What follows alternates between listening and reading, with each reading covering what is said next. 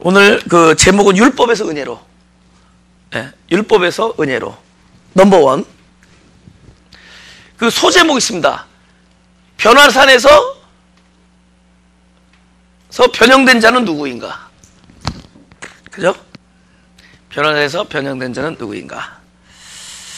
읽어보죠. 한번 읽어보죠. 시작.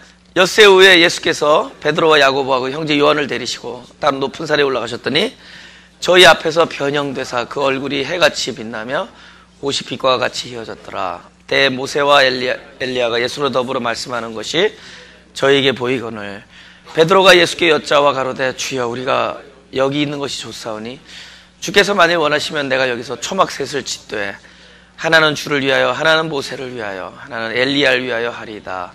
말할 때 호련히 빛난 구름이 저희를 덮으며 구름 속에서 소리가 나서 가로되 이는 내 사랑하는 아들이요 내 기뻐하는 자니 너희는 저의 말을 들으라 하는지라. 제자들이 듣고 엎드려 심히 두려워하니 예수께서 나와 저에게 손을 대시며 가라사대 일어나라 두려워 말라 하신대 제자들이 눈을 들고 보매 오직 예수 외에는 아무도 보이지 아니하더라. 네.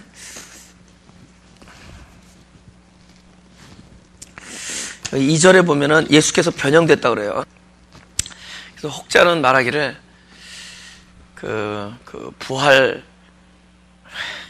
부활체의 모습일 것이다 이렇게 얘기하는 분들도 있습니다. 그게 뭐 옳고 틀리고 그게 중요한 게 아니라 뭐 그렇게 보아도 큰 무리는 없겠지만은 저 개인적으로는 이 부활체라는 말 자체가 모순이라고 생각해요. 부활체. 우리는 부활한 체 그러면 또 다른 어떤 또 이렇게 공간을 어떤 이렇게 어떤 뭐 개체의 어떤 형체를 생각하잖아요. 그죠? 그걸 알 수 없는 겁니다. 진정한 하나님의 실존을 형체에서 찾지 말고, 그죠? 전 우주에 내재되어 있는 하나님의 그 실존, 그죠? 우주에 있는 그분의 실존, 그것이 구태여 만져지거나 보여질 필요가 있겠느냐? 따로 이렇게 이게 어디서 났어요? 너무 좋은 게 있네. 따로 이렇게 있는 게 아니라는 거죠. 그러면 또 다른 금송아지가 되는 거예요. 하나님의 그 차원이 우리가 생각하는 우리의 차원에서 이해될 차원이 아니다. 그래서 따로 어떤 개체를 생각하거나 그렇게 보지 말라는 거죠. 그래서 우리의 부활, 그죠? 부활. 그건 어떤 차원의 문제지. 신령한 몸, 이런 거는 어떤 그런 뭐 벽을 뚫고 지나다니는, 그죠? 도깨비 같은 그런 존재를 말하는 게 아니라 그 하나님적 차원에 올라간다는 거예요. 왜냐하면 그분이 우리의 아버지고 우리가 자녀니까 그분과 한 가족이 되는 어떤 차원의 문제입니다. 그래서 예수님께서 여기서 2절에서 변형됐다고 합니다. 이거는 더욱 어떤 개체의 어떤 형체를 설명한다는 차원보다는 우리의 어떤 영적인 상태에 대해서 이야기하려는 것이 더 강하다. 그게 뭐냐면은 실제로 우리가 오늘 굉장히 해같이 빛나네요 했어요. 어떤 사람을 보고 그대 얼굴이 해같이 빛나네요. 그 사람 지금 심기가 좋은 사람이 나쁜 사람이에요. 그렇게 말하고 있는 사람이 자기가 좋은 거야. 자기가 오늘 얼굴이 참 재수없네요. 그 사람 심기가 좋아요 나빠요? 불편하죠? 그렇게 말은 하지만 속으로 그러잖아요. 아유 재수없어. 그 사람이 심기가 불편한 거예요. 근데 갑자기 그분이 어느 날 은혜를 제대로 받고 나니까 어제까지 그렇게 보이던 얼굴이 그렇게 그냥 조금 통통한 사람은 보름달 같고 좀 야윈 사람은 이렇게 결한 거꾸로 세워놓은 것 같고 막 이렇게 보이는 거예요. 아름답고. 그거는 자기의 마음이 변한 겁니다. 자기의 마음이. 사실 변화산에서 그 제자들이 딱 예수가 변형된 모습을 봤다고 하지만은 실제로는 그렇게 우리가 뭘 이렇게 본다라는 것은 그 개체에 있지 아니하고 그렇게 바라보고 있는 사람의 마음에 있습니다. 아무리 예수님이 해같이 얼굴이 빛나고, 그죠? 옷이 굉장히 너무너무 막 빛나는 하얘졌다고 할지라도 우리의 마음의 눈이 어두우면은 다 어둡게 보이는 겁니다. 그러니까 선악과가 있는데 우리가 그것으로부터 이미 극복되어 있다면, 우리가 이미 영적으로 강건하고 어떤 욕심으로부터 초월되어 있으면 선악과를 보는데 먹고 싶다, 탐스럽다, 야 너무 막 그죠?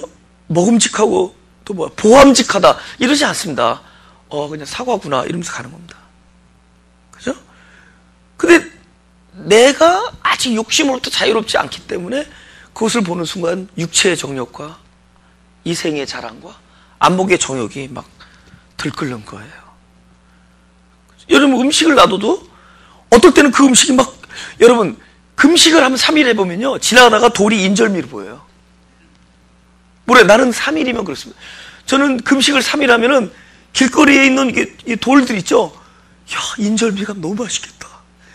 요번에 내려가는 순간 인절미부터 먹겠다. 그럼 큰일 나요. 네, 금식 끝나고 인절미 먹으면 여기 달라고 있습니다. 막 죽는 사람도 있어요. 근데 그렇게 보이는 거예요. 근데 여러분이 배가 부르잖아요? 돌은 산은 산이요, 돌은 돌이다. 여러분 배가 부르. 그러니까 결코 그 개체에 있지 않다. 그걸 바라보는 사람의 마음이. 그러니까 내가 이렇게 본다라는 얘기는 그렇게 내 마음이 그렇게 바라보고 있다는 겁니다. 아시겠어요?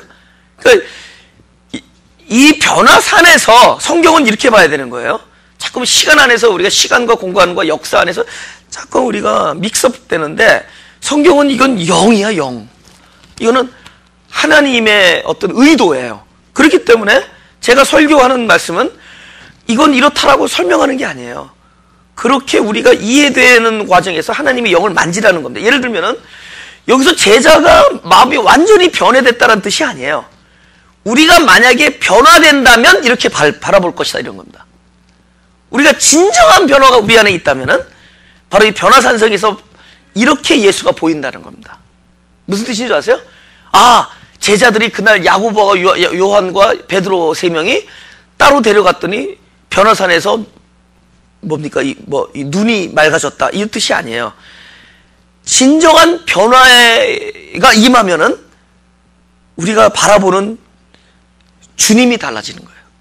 우리는 주님을 내 욕심을 거들어주는 분이었는데, 주님은 나의 원하는 것을 거들어주는 분이었는데, 어느 날 바로 보니까 주님 자체가 보이는 거예요. 그분이 영광의 빛이라는 것을 보게 되는 겁니다. 할렐루야. 그분을 바로 알게 되는 거예요. 왜 그분의 얼굴이 빛나는가? 그것을 보게 되는 겁니다. 우리 고린도후서 4장 6절을 보겠습니다. 예? 시작. 어두운 데서 빛이 비추리라 하시던 그 하나님께서 예수 그리스도의 얼굴에 있는 하나님의 영광을 아는 빛을 우리 마음에 비추셨느니라. 예수 그리스도의 얼굴이 어떤 빛이 있죠? 하나님의 영광을 알아버렸어요. 여러분, 우리가 하나님의 성품을 알아버리면은, 그분의 지극한 사랑을 알게 되면은 그 빛이 우리 안에서 뭡니까? 광선을 발휘한다. 왜냐면 우리가 안다라는 것 자체는 바라봄으로 아는 게 아니라 그분이 우리 안에 임재함으로 알게 돼요. 그러니까 내가 그분의 영광 성품을 안다라는 얘기는 이미 그분이 빛으로 우리 안에 임했다라는 증거입니다. 그래서 내 안에 빛이 임하니까 얼굴이 밝아지죠. 그죠? 그래서 은혜를 받으면 예뻐져요. 그죠? 은혜를 받으면 예뻐져요. 놀랍게 예뻐져요. 네. 어떤 식의 예쁨이 오죠? 안에 아주 안 깊숙한 곳으로부터 흘러나오는 그 기쁨이 있습니다. 그분을 알았어요. 근데 그걸 그냥 우리가 이게 지식으로 아는 게 아니에요. 그분이 내 안에 들어와서 연합되어짐으로 아는 겁니다. 우리가 하나님을 어떻게 알죠? 하나님이란 그분이 말씀으로 우리 안에 들어와서 내 안에 내재하는 순간 그분을 알게 됩니다. 그렇죠? 그래서 얼굴에 그 빛이 나타납니다. 예. 그 빛은 우리의 어떤 이 물질적인 빛이 아니에요. 우리가 말하는 이 물질 세계의 빛이 아니라 바로 중생의 빛이라는 겁니다. 예. 거듭나는 빛. 예. 그야말로 어두움에 빛이 있으라 하심의 그 빛이에요. 태양광선의 빛이 아니에요. 빛이 있으라. 그 빛은 다메섹 선상에서 사도 바울이 받았던 그 빛입니다. 그 어두움의 빛을 비춰주는 거예요. 근데 그 빛이 우리 안에 들어오면 하나님의 영광을 알게 됩니다. 그리스도는 당신이 빛이잖아요. 그리스도는 당신 자체가 빛이잖아요. 그래서 그 얼굴에 뭐가 나타나죠? 하나님의 영광을 아는 것으로 다 충만되어 있는 거죠. 우리 안에 그리스도가 계속 비추어지면은, 당신의 빛이 비추어지면은 우리는 내 안에 하나님의 성품을 아는, 당신의 영광을 아는 것으로 충만해지고, 결국에는 우리가 걸어가는, 우리가 살아가면서 그 내 안에 있는 충만한 빛이 넘쳐 흐르게 되어 있고 그 빛을 발휘하게 되어 있습니다. 사람들을 이게 그래서 너희는 세상의 빛이 되라라는 얘기는 먼저 그 빛을 받으라는 얘기입니다. 그렇게 되어 있다. 그 옷은 뭐겠어요? 옷. 그리스도의 의의죠. 정결하고 온전한 그리스도의 의의죠. 근데 그런 게 보는 거예요. 보이는 거예요. 저 옷, 그리스도의 옷에서 의의를 보는 겁니다. 근데 나중에는 깨닫게 되죠. 결국 그리스도가 바로 그 옷이라는 걸 깨닫게 되죠. 그리스도의 옷과 그리스도가 하나라는 걸 깨닫게 되죠. 나중에 그 그리스도가 그 옷이 나에게 입혀지는 순간 결국 내 안에 그리스도가 나의 의의가 된다는 걸 알게 됩니다. 그래서 그 빛에 대해서 얘기합니다. 우리 빌립보서 3장 3절을 보겠습니다.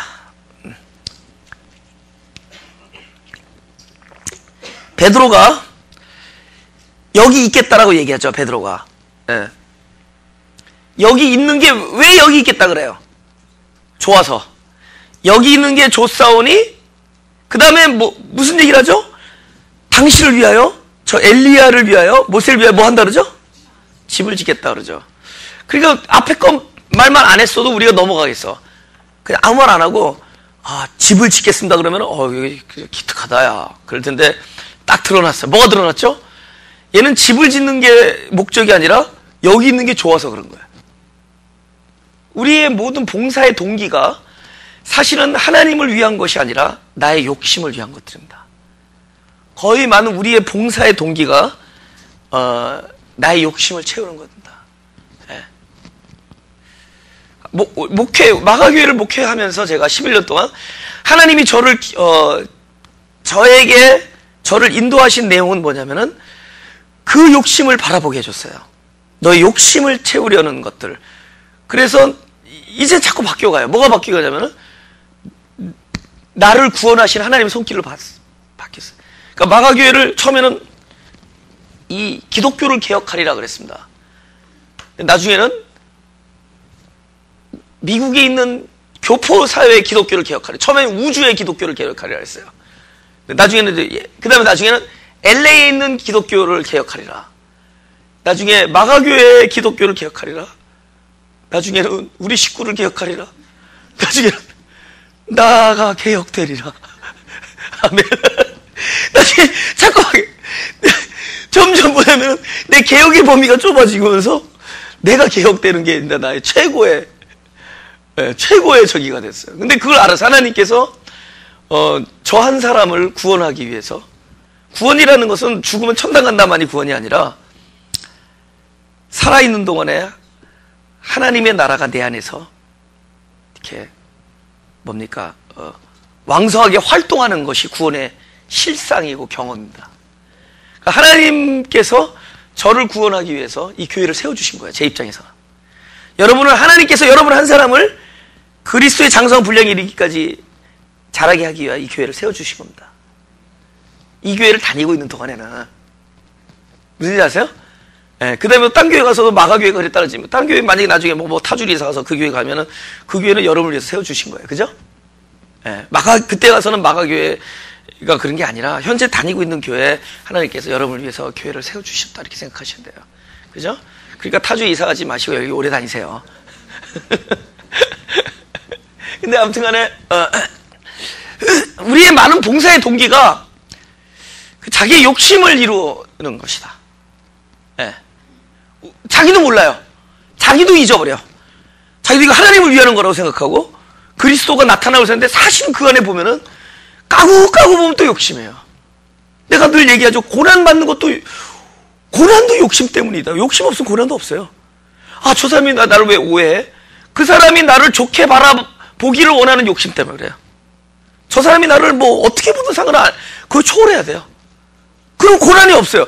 내가 나도 묵회하면서 너무 억울한 일이 많았어요. 너무 마음이 아파. 나는 그게 아닌데 왜 저 사람 저렇게 오해할까? 그것도 욕심이에요. 오해한들 어떠리, 재수없게 생각한들 어떠리. 아니, 근데 그렇게 오해받지 않기를 원하는 것도 욕심이에요. 점점 초월하면 초월할수록 우리는 참 평안한 생활을 살게 되어 있습니다. 우리의 사역, 봉사 이런 거에 안에 우리의 욕심이 있다는 겁니다. 여기 보면 성령으로 봉사. 문제가 뭐냐면은 지금 우리가 율법에서 은혜로라는 제목을 했는데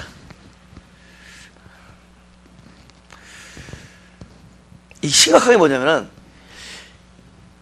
이게 악하게 보이지 않는 게 문제예요. 선해 보여. 그게 심각한 거야. 우리가 이제 영과 육이라는 얘기를 합니다. 그죠? 영과 육. 문제는 이 선해 보여요. 우리가 이렇게 외적 성실하다든가 이러면은 굉장히 그게 선해 보여요. 그게 심각한 거다. 굉장히 선해 보인다. 우리가 이제 영과 육을 얘기하는데 도대체 영적인 게 무엇이고 육적인 게 무엇인가 생각할 때 우리 육적인 거 그러면 악한 걸 생각해. 악해. 그죠? 막 정욕적이고 탐욕적이고 이런 것들 육적이라고 생각해요. 영적인 것은 굉장히 홀리해 보이고 근데 그것보다 더 본질적인 영과 육은 영이라는 것은 하나님이 내 안에서 생명이 되어 주셔서 그분의 하시는 것이 나를 통해서 나타나는 것이 영입니다. 그 육은 무엇이냐? 끊임없이 자기의 목표, 내가 하려고 하는 것, 이것을 내가 이루어내는 것을 육이라고 해요. 그러니까 예를 들면은 좋은 일 있잖아요. 하나님을 기쁘게 해드린다든가 옆에 있는 형제를 섬긴다든가 봉사한다든가. 근데 그것을 내 힘으로 이끌어내는 게 육이에요. 내 힘으로 이루어내는 게. 여기서 성령으로 봉사한다라는 것은 바로 내 안에 아버지가 계셔서 그분이 일을 하는 것이 성령으로 봉사하는 거예요. 육은 내가 그 일을 이뤄내는 거예요. 근데 이것이 너무 거룩해 보이고 영적으로 보이니까 이게 영이라고 생각해. 그게 육일 수가 있어요. 근데 어떤 사람은 전혀 거룩해 보이지도 않고 그런데 뭔가 이 안에 뭔가 그 사람으로부터 흘러나오지 아니하는 어떤 것이 왕성한 그런 활동의 결과 같은 것들이 막 드러나는 사람들이 있습니다. 그 사람은 그러니까 겉사람은 그냥 그대로 있어요. 그냥 다를 게 없어요. 근데 뭔가 안에서 이거 속사람이라 속사람. 그러니까 속사람은 뭐냐면 안에서 속사람이 막 왕성하게 활동해서 겉으로 이게 드러나는 거예요. 뭘로 보면 아냐면 결과를 보면 알아요. 결과. 그 사람이 가는 곳마다 사랑과 기쁨과 위로와 회복됨들이 있다고 하죠. 근데 어떤 사람은 굉장히 홀리해 보이는데 가는 곳마다 분열과 예를 들면 그죠? 정죄와 이런 게 있다고 치자고요. 근데 이런 일이 있어 실제로. 굉장히 홀리해 보이고 그러는데 가는 곳마다 분열이 있다든가 정죄가 있다든가 판단이 있다면 뭐죠? 그 사람은 겉사람으로 하나님을 섬기는 거예요. 겉사람으로. 근데 어떤 사람은 겉사람이 그냥 그저 그래. 그런데 가는 곳마다 기쁨과 희락과 용기와 이런 것들이 있다고 그죠. 그 사람은 속사람이 활동하는 거야. 속사람이 흘러나가는 거야. 근데 그 사람에게 어떤 일이 이루어진 줄 알아요? 바로 이 겉사람이 부서진 케이스예요. 겉사람이 허물어진 케이스예요. 할렐루야. 이거 굉장히 중요한 겁니다. 굉장히 중요한 거예요. 우리가 하나님 앞에 봉사하고 사역하고 이 모든 것들이 속사람의 왕성한 활동의 결과여야 됩니다. 그래야지 가는 곳마다 생명의 자람이 있어요. 생명이 있어요. 근데 겉사람으로 하는 것은 일단은 좋습니다. 일단은 눈에 보이니까. 우리 유년부 전도사들 이렇게 있는데 유년부 아이들이 갑자기 획가닥 변하면 그 문제 있는 거예요. 분명히 뭐 한 거야. 수면제를 먹였다든가 협박을 했다든가 한 거야. 근데 그 아이들이 별로 아닌데 나중에 결정적인 순간에 아이들이 자기를 세크리파이스 하는 것들이 나타날 때가 있어요. 그거는 제대로 영적인 활동이 들어간 케이스예요. 무슨 뜻인지 알죠? 근데 이 결론이 뭐냐? 결국은 겉사람이 부서져야 돼요. 허물어져야 돼요. 근데 하나님께서 우리로 성령으로 봉사할 수 있도록 하기 위해서 튼튼한 겉사람의 껍질을 찢어버립니다. 그것을 우리가 고통이라고 그래요. 시련. 근데 그때 우리는 하나님 이 시련의 찢어지는 껍질을 빨리 봉해 주소서. 하나님이 일부러 찢는 건데 안에 속사람이 마음껏 활동하고 마음껏 이 안에 우리에게 자유껏 흘러나와 넘치도록 해방되는 거죠. 안에서 꽉 겉사람으로 이게 있다가 이게 빠져나오지 못하다가 바깥으로 해방되는 거죠. 근데 하나님 그걸 찢는 거예요. 감당할 수 없는 시련으로 찢는 겁니다. 감당할 수 없는 시련. 성경이 그러죠. 감당할 수 없는 시험이 없다고? 그거는 혼자서의 얘기가 아니에요. 감당할 수 없는 시험은 그리스도와 함께 있을 때, 그리스도 안에 있을 때 감당할 수 없는 시험이 없는 거지, 하나님이 주는 시험은 너 혼자서는 감당할 수 없는 걸 줍니다. 그래서 어떻게 가죠? 견디다 못해 쓰러질 때까지 가는. 그 쓰러지는 순간 우리의 탄탄한 겉사람이 찢어지는 거예요. 완전히 분수해되는 겁니다. 막 가루가 돼버리는 거예요. 끊임없이 우리에게 오는 시련은 나 혼자서는 감당할 수 없어요. 옛날에 하나님 이거 했잖아요. 하나님 나야 나 이런 적 있어요. 나야 나. You love me. You told me you love me. What the hell is going on? 아니 진짜 You told me you love me. 나야 나. 하나님께서 침묵하는. 견디다 못해 쓰러져라. 내 혼자 힘으로는 감당할 수가 없어. 내 혼자 힘으로는. 하나님이 막 무거운 짐을 주는데 내가 들어주마 이러지 않아요. 오히려 더 쓰러질 때까지 너 혼자서는 이 일을 감당할 수 없게. 그래서야 우리는 그제서야 자기를 믿는 마음, 나를 의지하는 마음, 이런 것들이 부서집니다.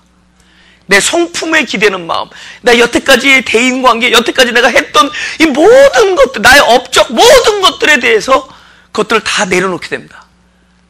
우리는 이 시련을 감당할 수, 그제서야 우리는 진짜 SOS를 보내요. God help me. 나를 불쌍히 여기시고 나를 도와주십시오. 나를 불쌍히 여기시고 나는 죄인입니다. 나를 불쌍히 여기십시오. 이러면서 이 사람은 겉사람이 계속 부서져 나가요. 겉사람이 계속 부서져 나가는 만큼 이 안에 있는 그 영의 활동이 왕성해집니다. 원래 왕성하지만 나가지 못했어서 이제는 나가요. 그냥 우스갯소리를 한마디 해도 그것이 사람을 살릴 수 있고, 그냥 그 사람의 생각만 해도 그 일이 벌어질 수 있고, 놀라운 사람들이 됩니다. 할렐루야. 하나님 나라의 힘을 갖춘 사람이 됩니다. 성령으로 봉사하는 사람. 역대상 17장 10절. 예. 다 같이 읽어보죠. 시작.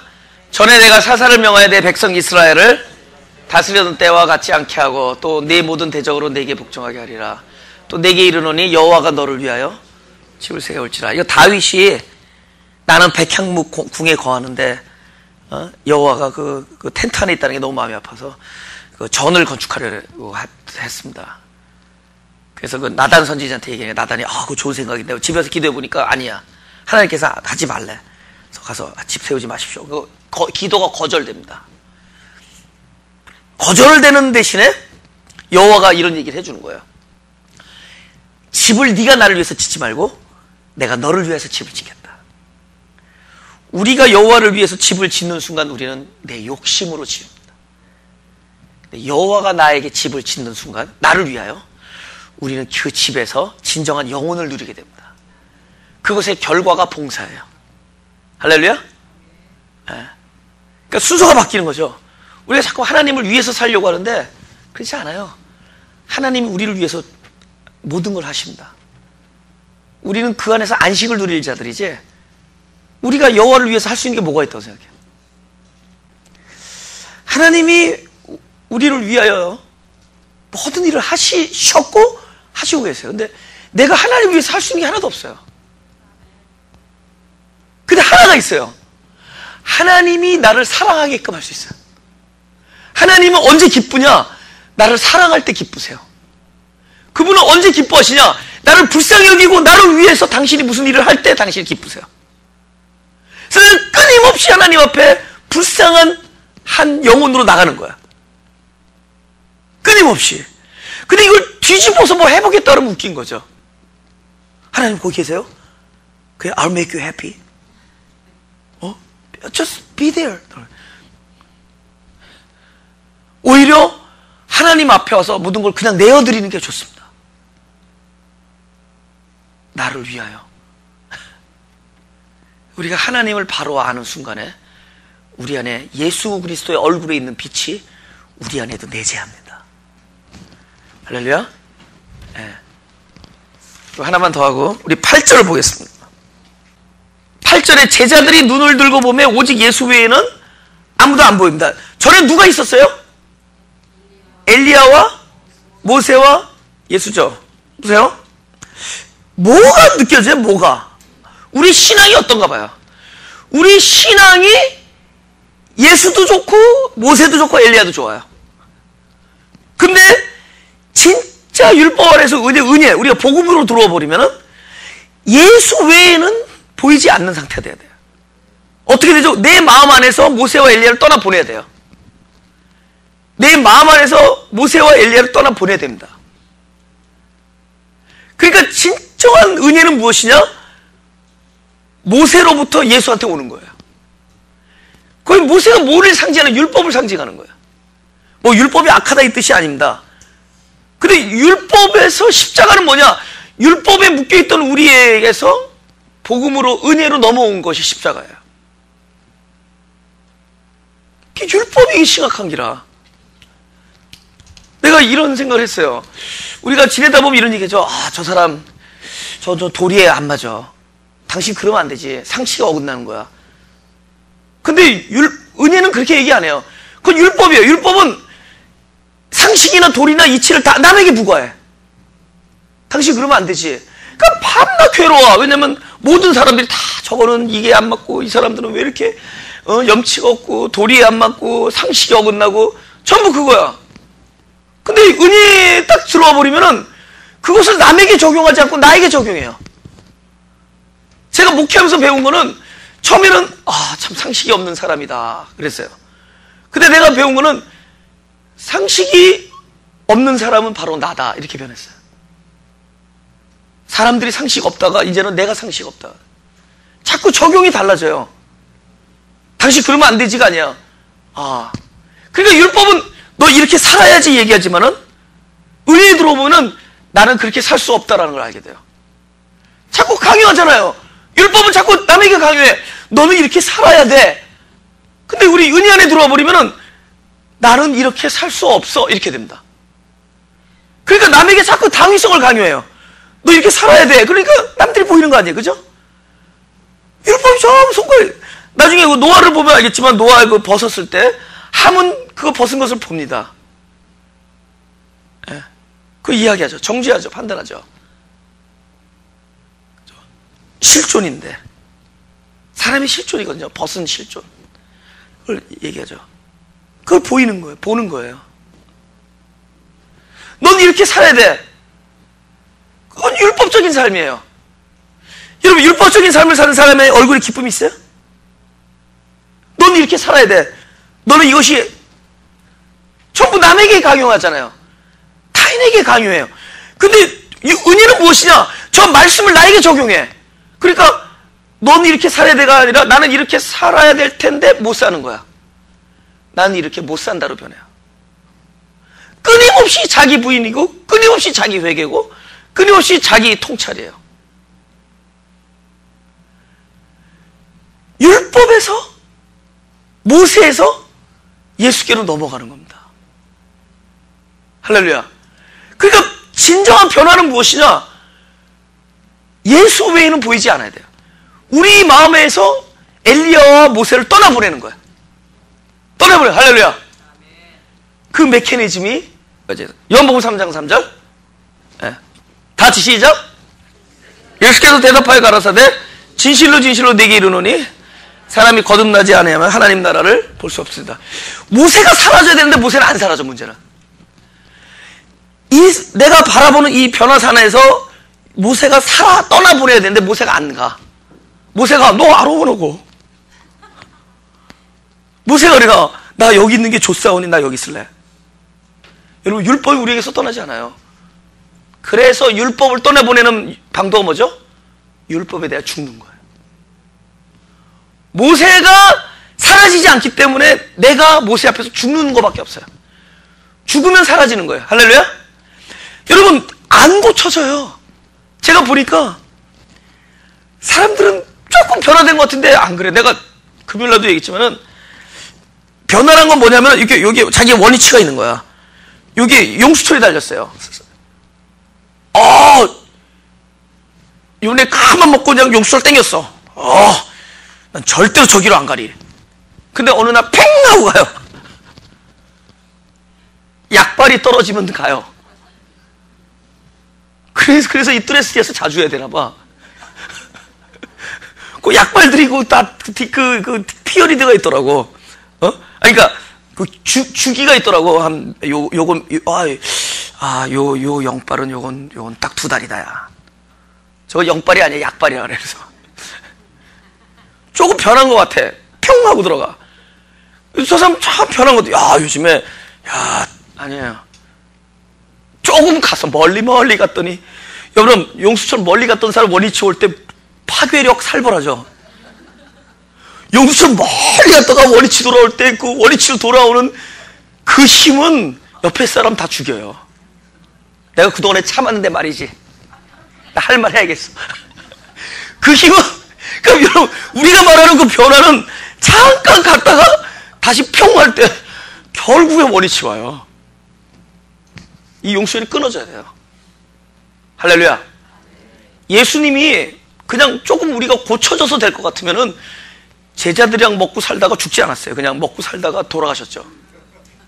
근데 그분이 왜 죽었냐고. 죽는 거 외에는 방법이 없어요. 우리가 조금 고쳐서 이렇게 애들 가리켜서 이게 아니야. 이건 죽어서 새로 태어나는 외에는 방법이 없어요. 성전을 헐라. 성전이 헐어져야지 새 성전이 세우는 거예요. 리모델링 이런 거 안 해. 마가교 리모델링 잘하는데 헐고 짓는 거예요. 헐고 짓고 세수는 새 부대야. 할렐루야.